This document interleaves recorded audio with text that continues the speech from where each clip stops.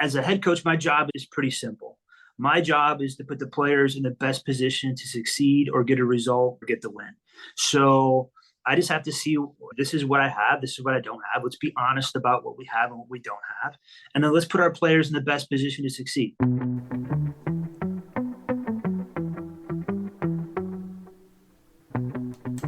Welcome back to the Significant Coaching Podcast, the podcast where we dig into the leadership, culture, and recruiting strategies that are shaping college athletics in powerful ways. I'm Coach Matt Rogers. Today's guest is a true program builder. Coach Adam Galla, head men's soccer coach at Central Methodist University. In just his first season, Adam led the Eagles to a winning record and coached 6 NAI scholar athletes and 4 all-conference players. But that's just a glimpse of what he brings to the table. Before returning to CMU, Adam turned Westminster College into a perennial contender, guiding them to back-to-back conference tournament championships, multiple national tournament appearances, and one of the highest performing academic teams on campus. Whether it's raising the bar on the field or in the classroom, Coach Galla knows how to build programs that last. Today, we talk about what it takes to turn struggling teams into winners, how to lead with consistency, and why belief and structure go hand in hand when building a program. Before we jump in, make sure you subscribe to the podcast so you never miss an episode. And if you enjoy today's conversation, please rate and review the show. It helps us reach more coaches, parents, and athletes just like you. You can also visit CoachMattRogers.com to dive deeper into today's topics, pick up free recruiting tools, check out my book, Significant Recruiting, and even schedule a one-on-one strategy session to take your journey to the next level. Let's get into it. Here's my conversation with Coach Adam Galla. Coach, thank you so much for being on. I'm so excited to talk to you. We have mutual friendships in the world of coaching, so I'm so glad you got referred to me, and I'm excited to talk soccer with you. No, thanks for having me on. I really appreciate it, and I look forward to our conversation here. Me too. You've been a head coach at 3 different colleges, and now you've returned to Central Methodist where you were an assistant. What has coming back home meant to you, and how has that shaped your first years at CMU?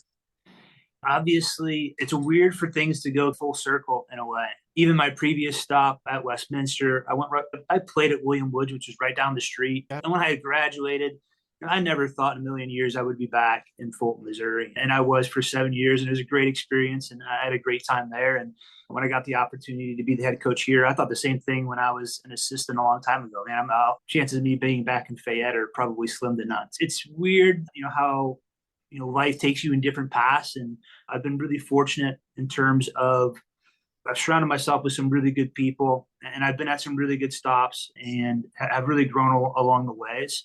I think I'm really excited to be back here in particular for a lot of reasons. The first is this program, our whole athletic department and the men's soccer program as well, is obviously vastly included in that for my decision, has grown just tremendously over the past 10 years.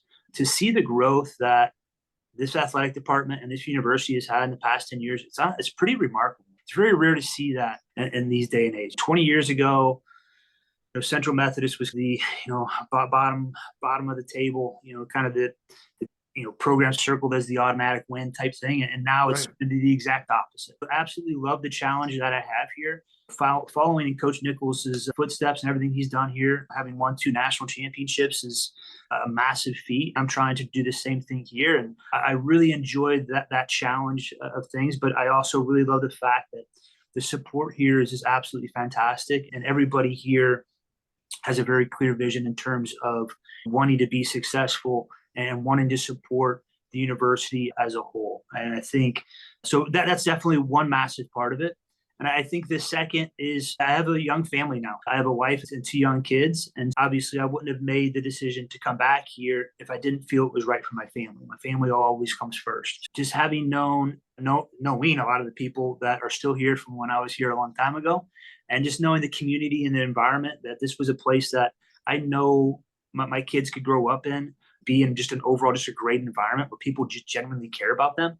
It was really important. So those 2 factors were massive in coming back here. And it's just unique how it all fell into place. That's great. I'm happy for you and your young family, but also being able to go to a place that you appreciate and respect, and having that ability to go back to a place you used to be is pretty powerful.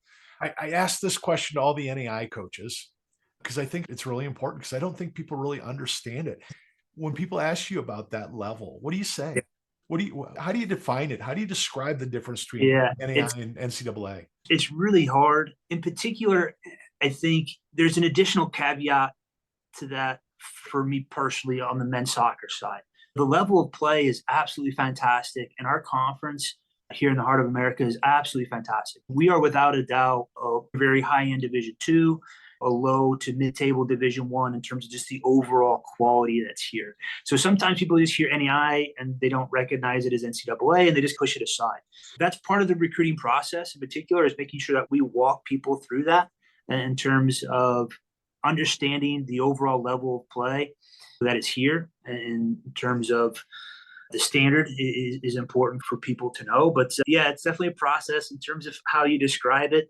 Some days are a little bit easier. Some people grasp it a little bit quicker than others. But the biggest thing I try to communicate to people, it's very much a sliding scale.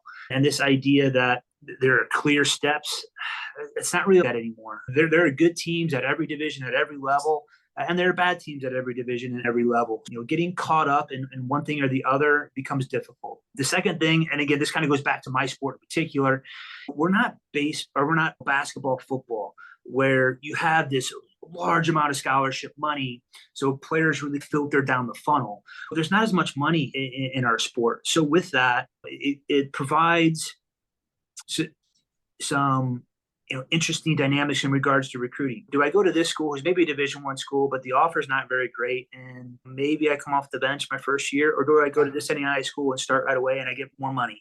And that scholarship side of things is something that I think maybe recruits in particular don't always take into account. But I think if you go out and legitimately watch the games, you'll see it's a pretty good level, man. But to answer your question, and it's a difficult question to answer. It is. And it is a process, and sometimes you just have to walk people through it, and everybody grasps it at a different rate type thing. I always tell parents this. I go, if I put you on a field against a really good NAI team, against a really good D2 team, you wouldn't be able to tell me which one is which. Yeah, no, I completely, right? Yeah. And I say, really the only difference is because they can play each other, and you could schedule a D2 team, you could schedule a D3 team, you could schedule a D1. The difference really is an NAI coach can start recruiting earlier. You can make contact earlier. You have a little bit more diversity in how you scholarship and financial aid, right? Yep. You don't have some of those hard rules, flat rules. You can get creative with how you aid a kid. But at the end of the day, it's really good soccer. It's a really good education. Yep. And you're going to leave there with a very, if not a better experience, and a very similar experience you would have gotten at a D2 or a D3. Yeah, for sure. I think just the standard of play is high, and I think the quality of the overall experience is something that's really nice as well. In particular, most NAIs, not all, but most are smaller school environments. That plays a big part of it too. But yeah, as a whole, the standard and level of play, I think, is a lot higher than what most people have a tendency to think. But it just takes time to get people to see that. So I love it. All right. Across your years, you're at Westminster, you were at Lakeland, you're now at CMU. What stayed the same about your coaching philosophy? Is there some things that you've just, it's been who you are, your authentic self as a coach? And are there things that have evolved and you've adapted?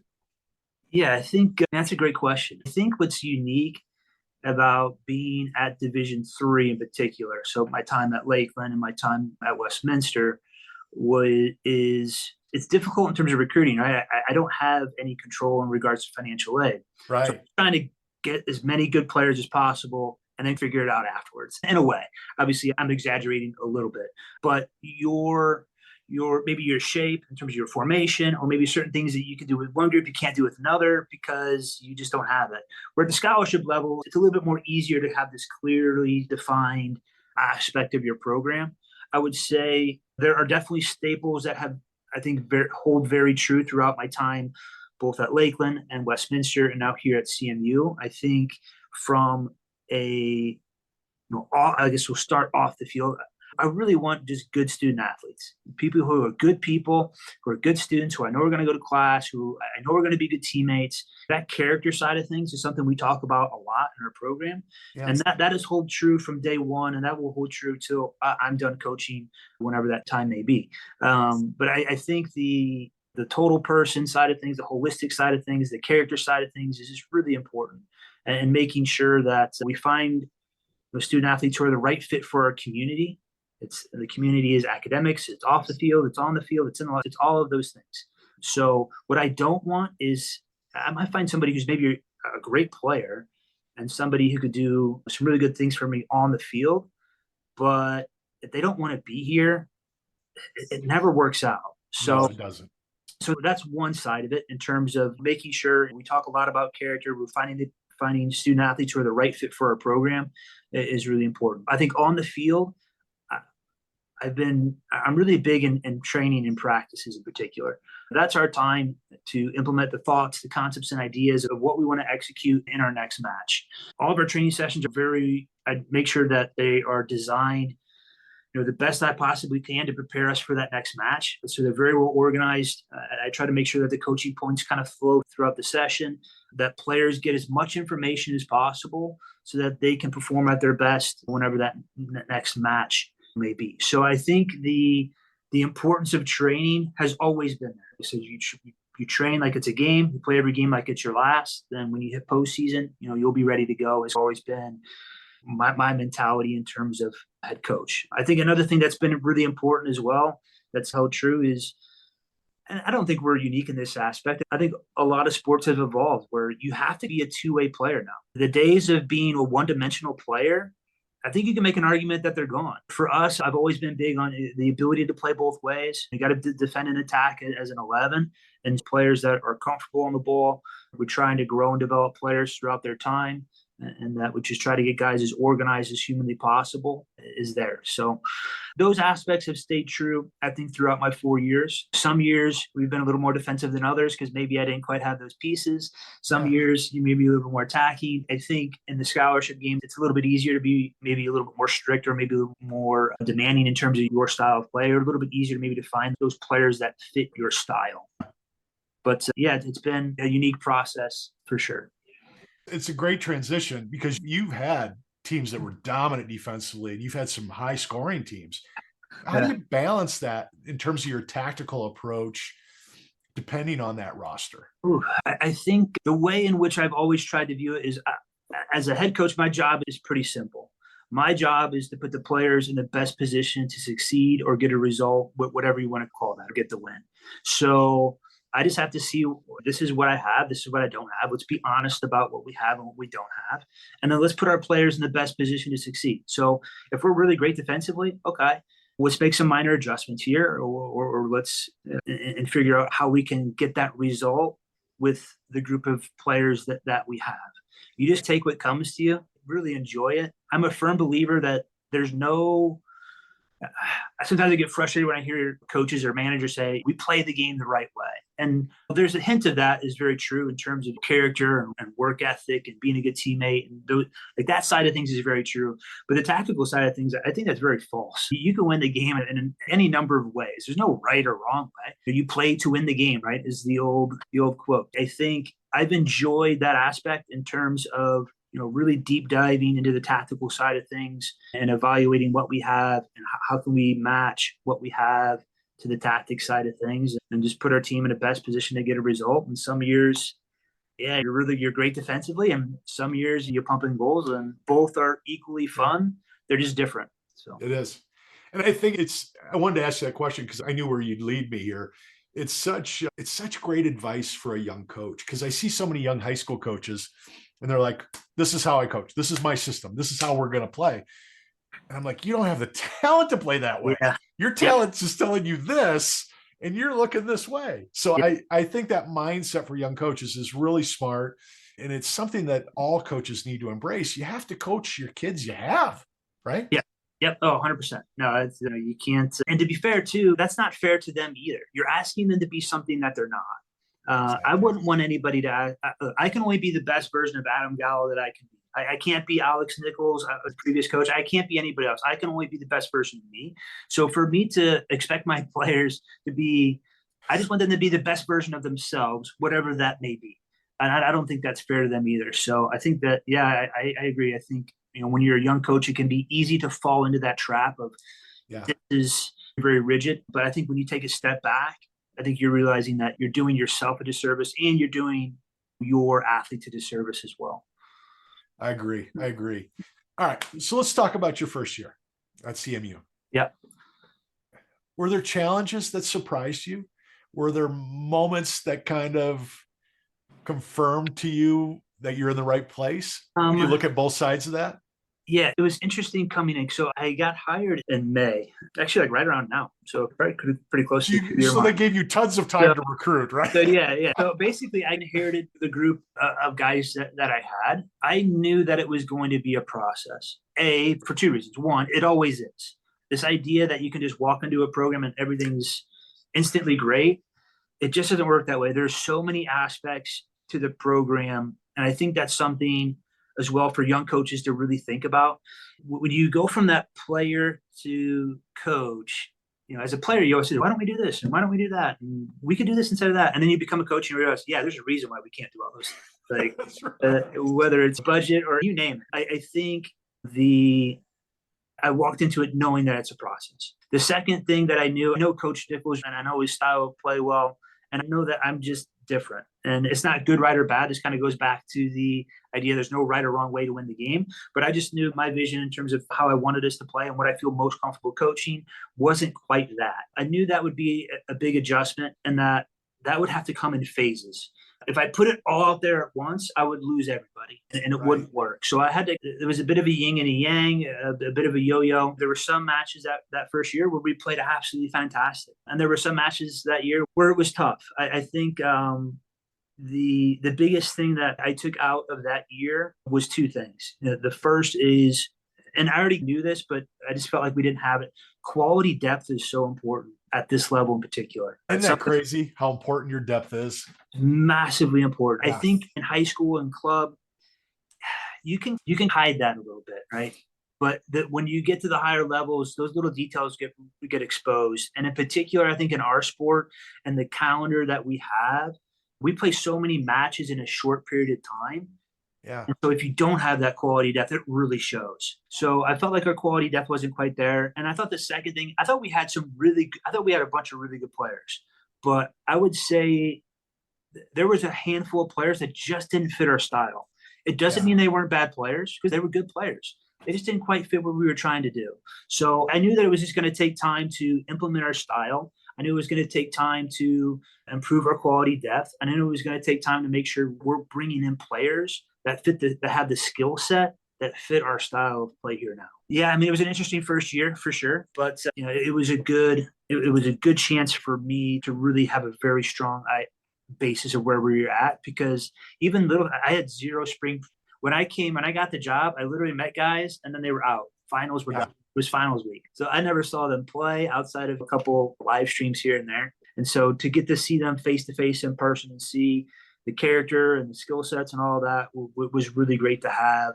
Wish we could have gotten a couple more results that year, but it's how it goes. So. To go 9-7 in your first year is always, you won more than you lost, and you gave kids a great experience. That's awesome. Yeah, for sure. Talk a little bit about you're going into year 3, right, at CMU? Yep. This will be my third season coming up here now. And you've been real consistent. Your kids are really competitive. Your team's been really competitive in your league. What does it mean to you to build a sustainable program? What does that look like to be able to say, I know we're going to step on the field and we're going to be able to compete every year? What does that look like for you? Yeah, I think it just goes off the continuation of basically what I kind of just said before, is just making sure that we're finding the right people and the right players for our program is really important. We're very diligent in terms of the recruiting process. We have 20 plus check boxes that we're looking for. And it can become easy to maybe panic and, oh man, I really need this spot. And maybe you reach out a little too far and it becomes really easy to maybe get sidetracked. Maybe, hey, this guy's a great player, but maybe he doesn't quite fit what we're doing. or maybe this guy's a great player, but man, when I had my conversation with him, I don't know, something felt off. So I think making sure that we continue to bring in good people and good players that fit our program is vitally important. I think the second thing, and I think I'm really excited for this upcoming year. The first year was nice, but it didn't really feel like my team because I got the job so late. So last year, this past season, really felt like the first time where it was my group. But this upcoming year, I think pretty much everybody on our roster outside of maybe one guy would be somebody that I recruited. So this upcoming year, I'm really excited for the fact that I think we have, not that we had bad people before, but I think we just have guys that fit what we're looking for character-wise. I think we have guys who really fit the skill set and the style of play. Yeah. I think that we have quality depth and competition at every single level within Which is our group, huge. which is massively huge. I'm really excited for this upcoming year. And I think from there, it just comes down to maintaining those points. It sounds maybe simple, but it's difficult to do. Making sure that we keep bringing in kids that have good character and fit our skill set, making sure that we create competition at every spot. And we just do our best as a staff to prepare our guys as much as humanly possible. And I feel like if we do those three things, I think the consistency will always kind of stay there. Year 3 is such a huge year for head coaches because, like you said, this is it's the first time really having your roster. Yeah, right? yeah. You brought all these kids in, you've developed them, you've got leaders that know how the program works. I think I made a huge mistake when I was at Maryville. I brought in this great recruiting class my first year, and it was a class of 6, and those kids were my core for 4 years. And I was such a young coach. I got my first head coaching job at 26. I kept recruiting to build the pieces around them, a bush here, a couch here, creating my home. And I wasn't thinking about long-term, what happens if I get a kid hurt? What happens when these guys graduate? And we went to 2 national tournaments with that group, and then we fell off the cliff because we had a lot of really good parts, but we didn't have any studs because I was basically knew I had 6 studs and I didn't want to recruit another one that couldn't play. And I wasn't thinking long-term. Have you gone through that, or do you have any advice for me on how do you do that the right way? Yeah, I guess here's how I try to view it. And I think it's easy to get lost in this process sometimes. My job just isn't 1 through 11.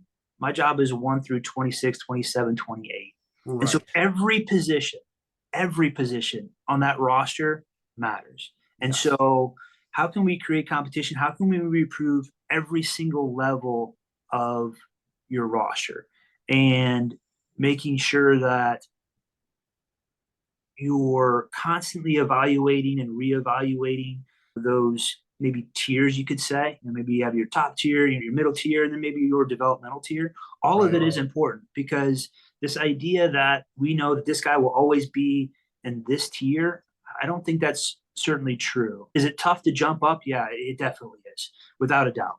But I think this is something I think I really learned at the Division III level.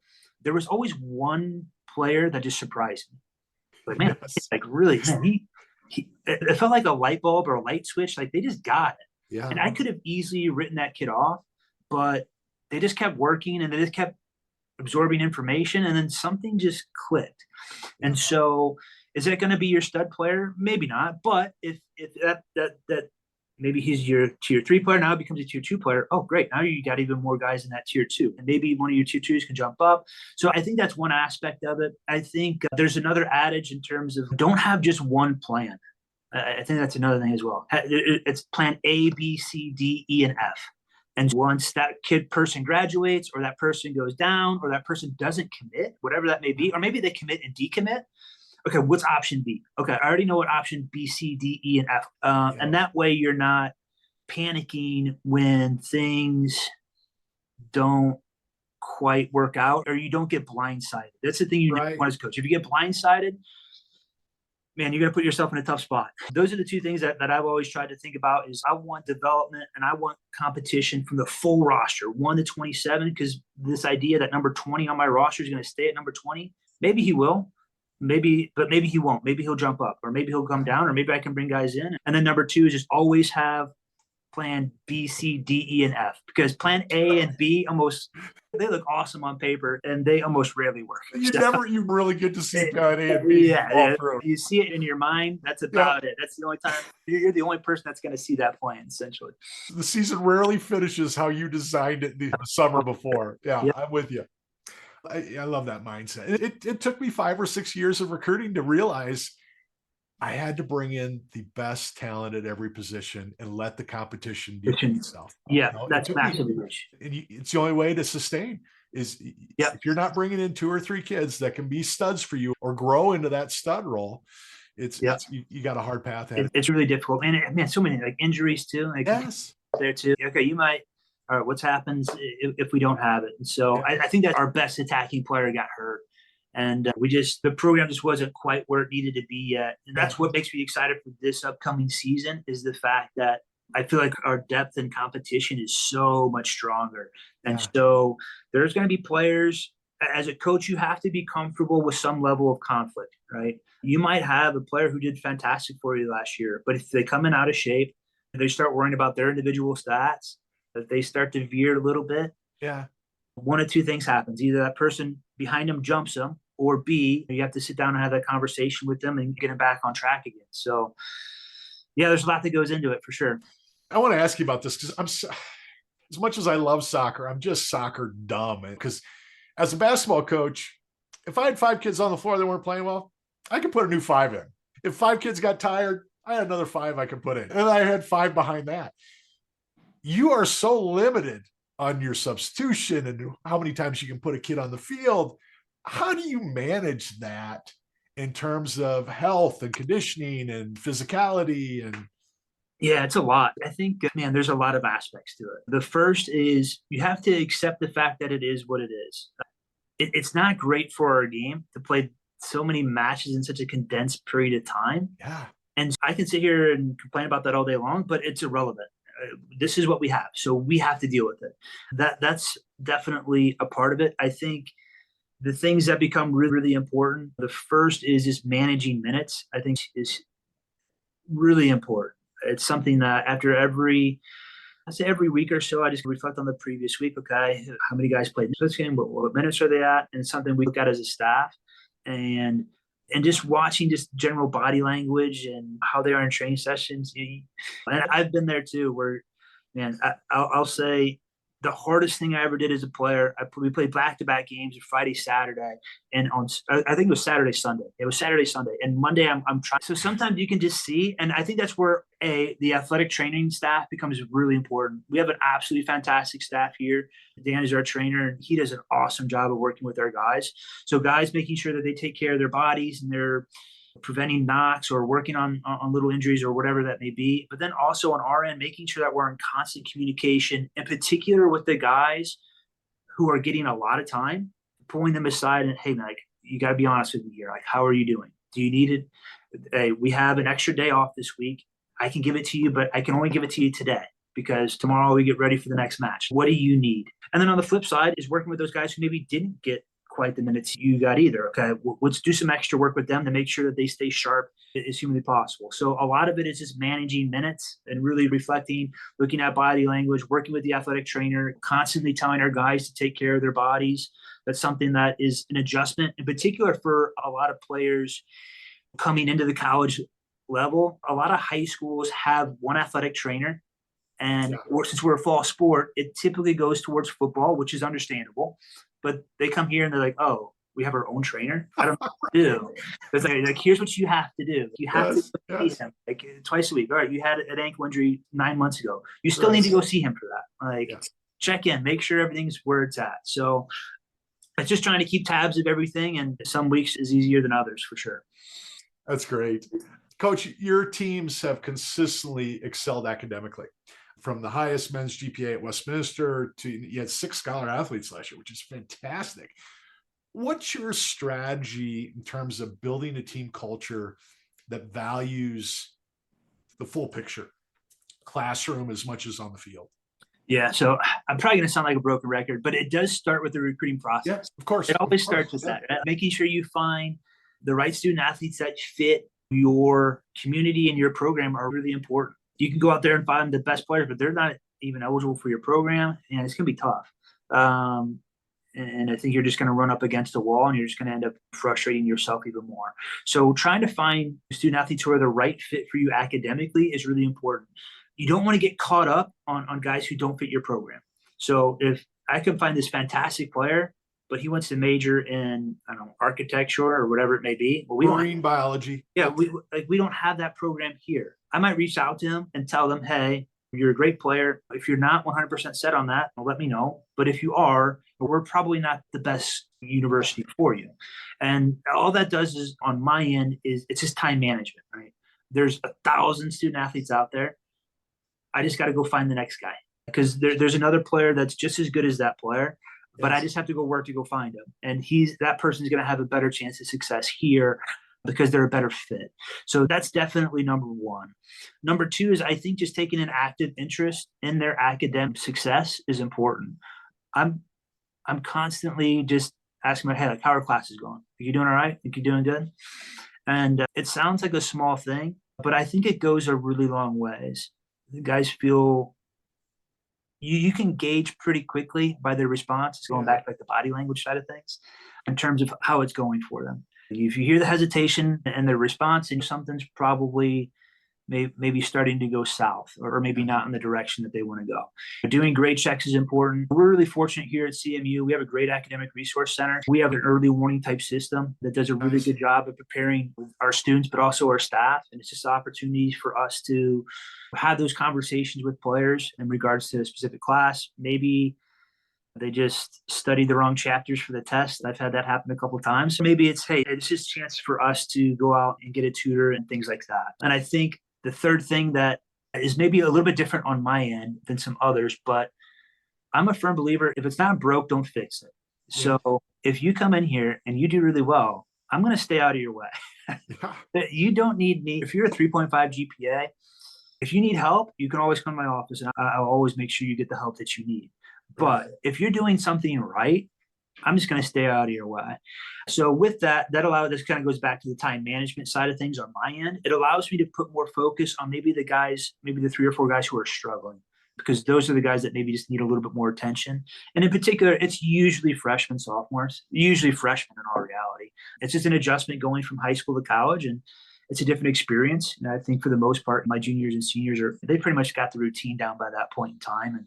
But those factors are really important. Just making sure that you find the right student athlete that fits your academic community within your campus, making sure that you take an active interest in their academic success. And then 3, just using that time management side of things is important. So I always tell kids, if you get recruited and one of the first questions out of the coach's mouth isn't, tell me about your grades, that is a red flag. Yeah. Yeah, I've seen some young coaches get really frustrated that they couldn't get a student accepted. And I understand the frustration. I get it. But it's also, it's like you spent a lot of time on that guy knowing he wasn't going to get accepted. What did you think was going to happen? Yeah, for sure. It's those things that I'm constantly teaching young coaches. I go, let's first talk about, where do you work? Because if you don't understand where you're working, you're digging a hole for yourself. You got to understand what your admission staff, how your financial aid works, what your president expects from you, what your athletic. If you don't understand those things, you are going to be an unhappy coach. Yeah. Oh, for sure. And I think on top of that, in particular now, I feel like be ready to adapt and on the fly here, because higher education right now is all over the board, and recognize what may have worked for that institution 2 years ago might not work now. And so, but it goes back to just making sure you're just going to use your time more efficiently if you just, work within the confines of your university. And if you have frustrations, either A, you have to learn to deal with them, or B, you have to learn to communicate them in a proper way. All those things I wish somebody would have taught me when I was a 26-year-old head coach. I'm going to write a book just for young coaches at some point, for all the stupid things I did and all the stupid things I wish I would have understood better, because it's really, as a young coach, it's almost like you shoot yourself in the foot so you understand how to walk. Yeah. So I love that you see that. Now, talk about adapting. You and I have both coached men and women. Yeah. I am not a glutton for punishment as much as I talk about it, I've never tried to coach both at the same time like you have. Am I wrong in that? Yeah, yep. Okay. Now, you're obviously a much better human being, a much better coach than I am, because I have enough problems coaching one team at a time. What did you learn from leading two different teams at once? And how did it shape your coaching? Man, that's a great question. First off, it was incredibly difficult. it did. I don't care how big or small the roster is, it is incredibly difficult to do. So if you're doing it, man, hey, hats off to you. Absolutely. I think what I learned about it was the first is accept that every team is going to look a little bit different. Yes. Recognizing year to year, team to team, you can always draw parallels to a point, and it's good to draw references, but to think that what works for one is always going to work for the other is false. It's completely false. Yes. Yeah. You can draw inferences and maybe tweak and do things like that, but to think that it's hey, what worked for this will automatically work for that is definitely not the case.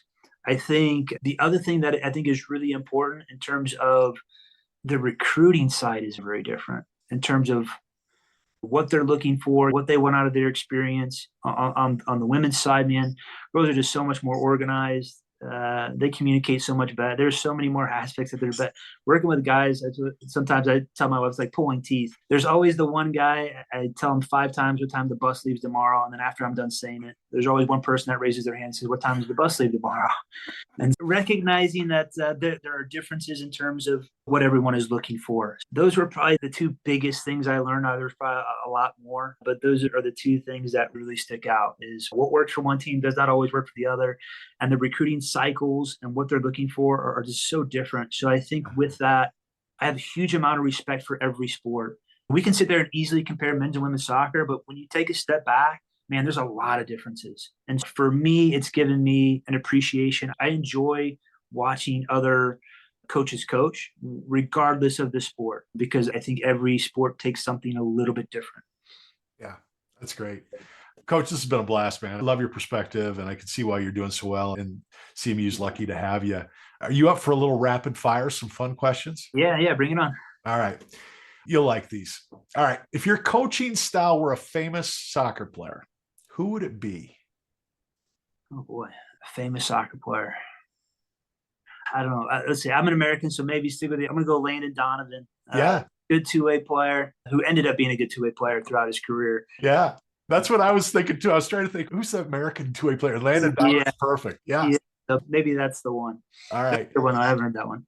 I love that. What's your favorite non-soccer sport to watch or play? So unfortunately, I just watched my Blues get knocked off in Game 7 the other day. Yeah. I really love hockey. It's a great sport, man. The pace of the play is great. There's a lot of similarities between being good two-way players and tactics in regards to soccer and hockey. Yeah. I never played it outside of just roller hockey, but I really enjoy watching hockey for sure. I live in the Denver area, and everybody's crying right now about the Avalanche, and that was a tough series for them too. Yeah.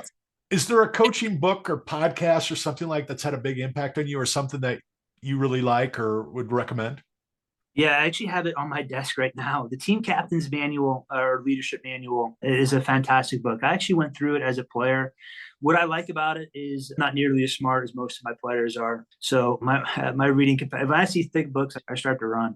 It's 10 chapters. It's really simple. Each chapter is maybe 12 pages. It just asks really good questions. Love it. And it forces you to think about leadership in a slightly different way. And that's been a big book for me, both as a player, and I've continued to use it from time to time as a coach. And I've used it in leadership groups and with my captains from time to time. And it's been really beneficial for me. Love it. Who's a coach, any level or any sport you'd love to grab coffee with? Man, that's a great question. For me, I don't know. I think maybe I view this a little bit differently, but I would love to have a coffee with Jose Mourinho, more for the fact that he is such a big personality, and some of the things that he says are just incredibly funny to me. And from what I gather, he just looks like someone who legitimately cares about his players. So I would be interested to hear what he has to say. He's obviously been around for a really long time, and so let's probably see the game evolve a lot and the coaching world evolve a lot. So I think he'd be a lot of fun, and I think he would give me obviously quite a bit of knowledge. So I love that. Coach, thank you so much for doing this and talking coaching with yeah, me. no, appreciate it. I'm it always makes me feel good when when I get to spend time with a coach that I know really loves it, loves their kids, is doing this for all the right reasons.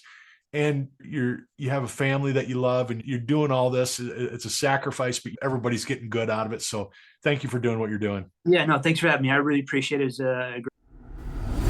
That's a wrap on today's episode with Coach Adam Galla of Central Methodist University. From building programs at multiple institutions to returning to CMU with a renewed vision, Coach Galla reminds us that great coaching isn't just about tactics. It's about culture, consistency, and helping young men grow in all areas of life. Whether he's leading teams to national tournaments or raising academic standards, his commitment to significance over success is clear. One of my favorite takeaways from our conversation, his belief that sustainable programs are built when you recruit the right people first, not just the right players. If today's episode resonated with you, please remember to subscribe, rate the show, and share it with a fellow coach, athlete, or parent. And don't forget to visit CoachMattRogers.com for more tools, blog posts, and recruiting resources that can help your journey. And come back this Monday for our significant recruiting bonus segment with Coach Galla, where we will dive deeper into how he evaluates talent, how recruits can stand out, and why academics play such a big role in his recruiting process. Until next time, keep leading with purpose. And remember, success is temporary. Significance lasts forever.